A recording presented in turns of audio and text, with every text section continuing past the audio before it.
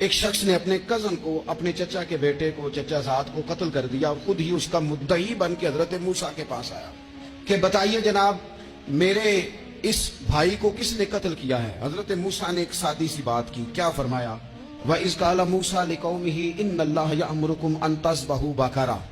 حضرت موسیٰ علیہ السلام نے اپنی قوم سے کہا کہ اللہ تمہیں حکم دیتا ہے کہ ایک گائے ذبح کرو، گائے کا کچھ حصہ مقتول کو مارو، وہ خود اٹھ کے بتا دے گا مجھے کس نے قتل کیا ہے۔ تو اب وہ چونکہ ذبح کرنا نہیں چاہ رہا تھا، اس کو پتا تھا کہ مجرم تو میں خود ہوں، کہنے لگا آپ میرے ساتھ مذاق کرتے، کبھی ایسا بھی ہوا ہے؟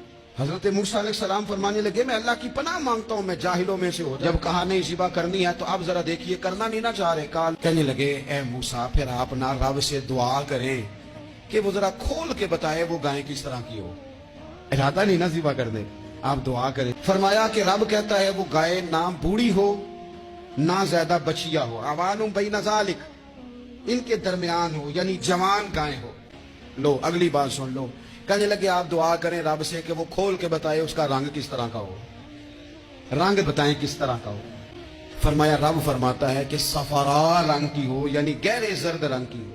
کہ رب فرماتا ہے اس طرح کی گائے ذبح کرو، اور جب کوئی اسے دیکھے تو اسے اچھا بھی لگے، آنکھوں کو اچھی لگے وہ گائے، اس طرح کی گائے ذبح کرو۔ لو اتنی باتیں بتا، کہنے لگے نہیں آپ پھر دعا کریں اللہ ذرا کھول کے بتائے گائے کس طرح کی ہو۔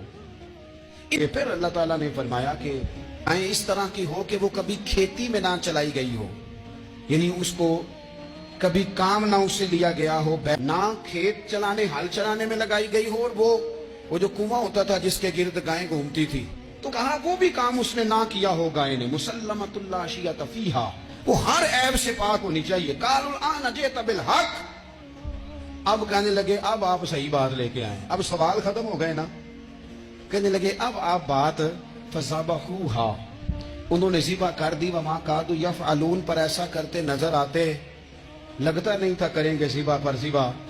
اچھا یہ گائیں پھر ملی کیسے؟ امام خازن کہتے ہیں کہ ایک نیک آدمی تھا، تو اس کا آخری وقت آ گیا تو اس کے پاس جو کل جمع پونجی تھی وہ ایک بچیا تھی، گائیں کی بچی، بچیا ویڑی، اس کے پاس وہ ایک بچیا تھی صرف، تو اس نے اس طرح کیا کہ اس کی گردن پر ایک مہر لگائی، اللہ کے نام پر بطور امانت اس نے اس کو جنگل میں چھوڑا، کہا یا اللہ میرا بیٹا ایک ہی ہے وہ بھی چھوٹا ہے، اس کی حفاظت کرنا اور میرے بیٹے کو پہنچا دینا۔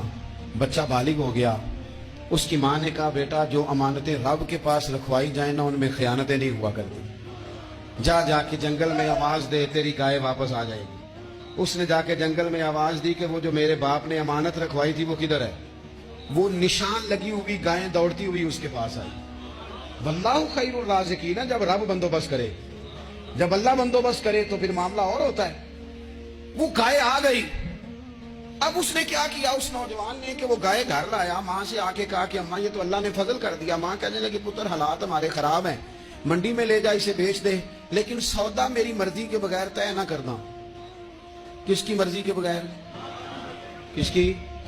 اماں کی مرضی۔ اور سنو یار، تھے کچھ لوگ جن کو لوگوں نے تانے بھی دیے کہ تم ماں کے پیچھے لگ گیا ہے، لوگوں نے بڑا کچھ کہا، پر جو ماں کی مرضی پہ لگے ناکام نہیں ہوتے زندگی میں۔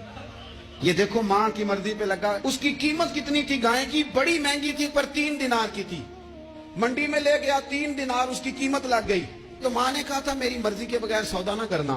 اب بچے تو نہیں نہ مانتے، اماں کو کیا پتا باہر بزنس کیا ہے، لین دین کیا ہے، پر ماں نے کہا تھا میری مرضی، بندہ دے رہا ہے اسے 3 دینار، اس نے کہا جی میں نے طے تب کرنا ہے، ڈن تب کرنا ہے، پہلے اماں سے پوچھنا ہے۔ گھر جا کے اماں سے پوچھا، اماں کہنے لگی دے دے، واپس آیا تو اس نے کہا کہ میں 6 دینار دیتا ہوں پر میری شرط ہے ماں سے نہیں پوچھنا۔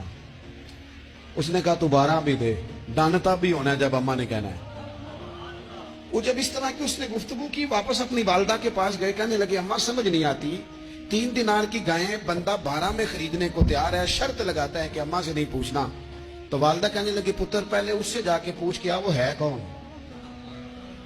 یہ کوئی روحانی معاملہ ہے، کوئی غیبی مدد ہے، پوچھ۔ اس سے جا کے پوچھا تو وہ کہنے لگا میں تو فرشتہ ہوں اللہ کا، تو نے گائیں بیچنی نہیں اس لیے کہ تیرا باپ بھی نیک ہے تیری ماں بھی نیک ہے، رب تیرے رزق میں برکت پیدا فرمانا چاہتا ہے، ماں باپ نیک ہونا رزق میں برکت ہو جاتی ہے، ماں باپ نیک ہو ان کی صالحیت کا اثر پہنچتا ہے بچوں تک، رزق حلال کما کے لانے والے ہوں تو گھر میں برکت ہوتی ہے. جا کے کہا کہ تیرے ماں باپ نیک تھے, اسے نہ بیچنا گائے کو, تو کیا کریں؟ کہنے لگے بنی اسرائیل والے سوال کر کر کے خود مشکل میں آ گئے.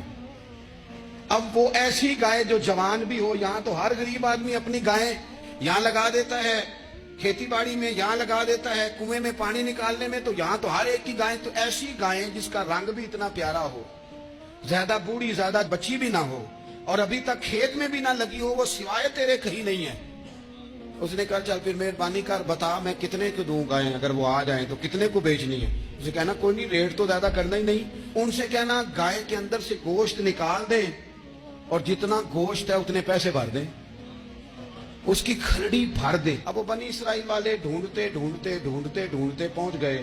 کہا جناب گائیں 3 دینار کیا 6 لے لو. اس نے کہا نہ بھائی, ذبح کروں گا, گوشت نکالوں گا, جتنا وزن گوشت کا اتنے پیسے بھرو گے کھال میں تو پھر گائے تمہیں ملے گی.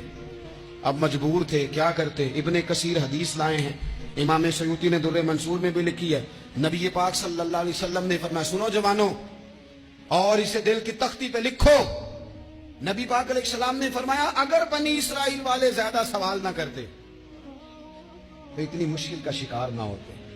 انہوں نے سوال اتنے کیے کہ چارہ نہیں ہے اب ان کے لیے, کہ یہ ادھر ادھر جا سکے. مجبوری بن گئی, یہی گائے خریدنی ہے, یہی لے جانی ہے. اب اتنا سارا مال جمع کر کے وہ گائے خریدی, ذبح کی. تو مقتول کو جب اس کا ایک حصہ مارا تو اس نے اٹھ کے کہہ دیا یہ جو مدعی بنا ہوا ہے نا, یہی تو میرا قاتل ہے, یہی تو میرا قاتل ہے, یہی تو ہے, اس نے یہ سارا کام کیا.